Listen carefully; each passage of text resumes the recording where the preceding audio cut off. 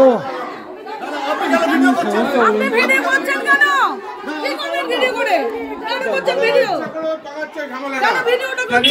জলজান্ত জিনিস দেখাচ্ছে, যেটা আমাদের শিক্ষা নিয়ে একটা বিভৎস কাণ্ড হচ্ছে শ্রীরামপুর রমেশ হাই স্কুলে। রমেশ হাই স্কুলে যেটা হয়েছে সেটা আমাদের সামনেই, তার প্রত্যক্ষদর্শী রয়েছে এবং তিনি নিজে একজন ভীষণভাবে ট্রমাইজড হয়ে গেছেন।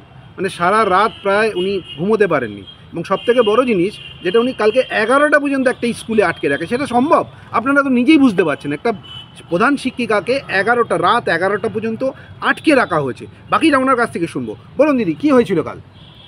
গতকাল আমি শ্রীরামপুর রমেশচন্দ্র গার্লস হাই স্কুলে গিয়েছিলাম চার্জ হ্যান্ডওভার করতে। সেই চার্জ হ্যান্ডওভারের মিটিংয়ে উপস্থিত থেকে আমি যে চরম হিংস্র এবং অমানবিক আচরণের শিকার হয়েছি সেটা আমি বলছি আপনাদের। মানে গতকাল থেকে আমি ট্রমাটাইজড।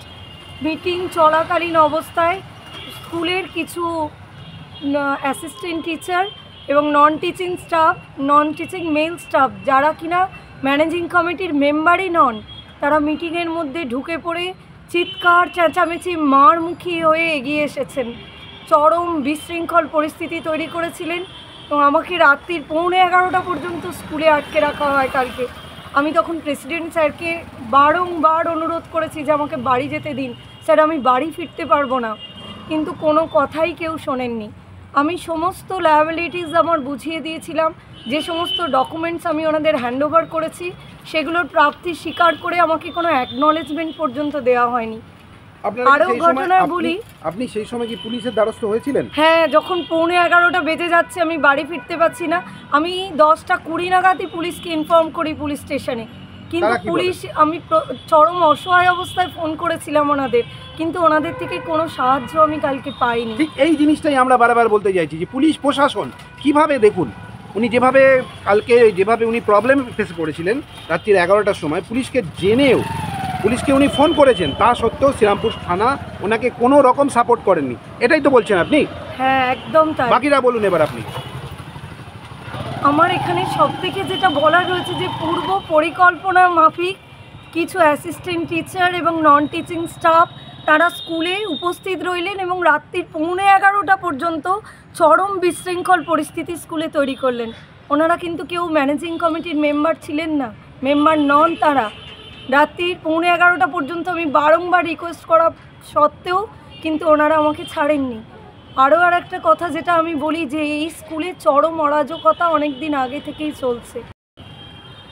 আচ্ছা, আপনি যে একটা জিনিস বললেন যে আপনার উপরে টর্চার করা হয়েছে, মানে আপনি কী ধরনের টর্চার বলছেন? যেটা কি আপনাকে গায়ে হাত দেওয়া হয়েছিল? একটু বলুন দেখি সেই ব্যাপারটা। বিকট চিৎকার করছিলেন, মারমুখী হয়ে এগিয়ে আসছিলেন টিচার এবং মেল নন টিচিং স্টাফ, আমাকে অপমানজনক কথা বলছিলেন, মিটিংটাকে ভণ্ডুল করে দিতে চাইছিলেন, কোনো নিয়মকানুন তারা মানছিলেন না।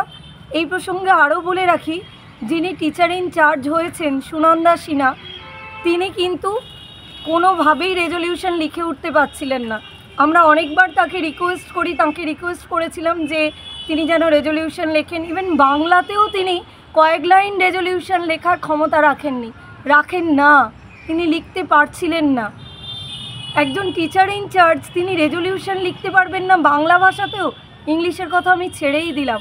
তখন আমি ওনাদের বলি যে যখন আপনাদের এত সমস্যা হচ্ছে, ওনারা ক্লার্কদের ডাকছেন লেখার জন্য, বারংবার তারা বুঝে উঠতে পারছিলেন না যে কিভাবে লিখতে হবে, তখন আমি ওনাদের বলি যে আমি লিখে দিচ্ছি রেজলিউশন, কিন্তু ওনারা কোনোভাবেই আমাকে অ্যালাউ করেননি রেজলিউশনটা লিখতে। আর আমি যে সমস্ত ডকুমেন্ট দিয়েছি সেগুলোরও যে কোনো মানে প্রাপ্তি স্বীকার করে যে ওনারা কিছু আমাকে দেননি, সেটা তো আমি বললাম আপনাদের। আচ্ছা, আরেকটা জিনিস আপনাকে জিজ্ঞেস করছি, যেখানে আপনি এমপি বা এমএলএ এনাদের সাথে দেখা করেছেন বা এনাদের সাথে এই ব্যাপারে মানে সম্পর্ক করেছেন? হ্যাঁ। তারা কি আশ্বাস দিয়েছিলেন? তারা শুনেছেন, কোনো আশ্বাস পায়নি, কিন্তু তারা আমাকে মানে আমার কথাটা শুনেছেন তারা।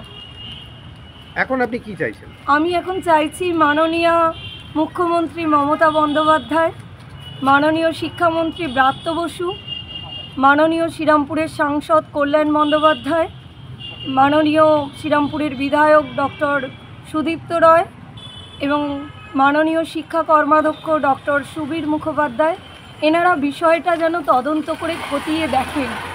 বাচ্চাদের ভবিষ্যৎটাকে এনাদের আমি বাঁচাতে অনুরোধ করছি।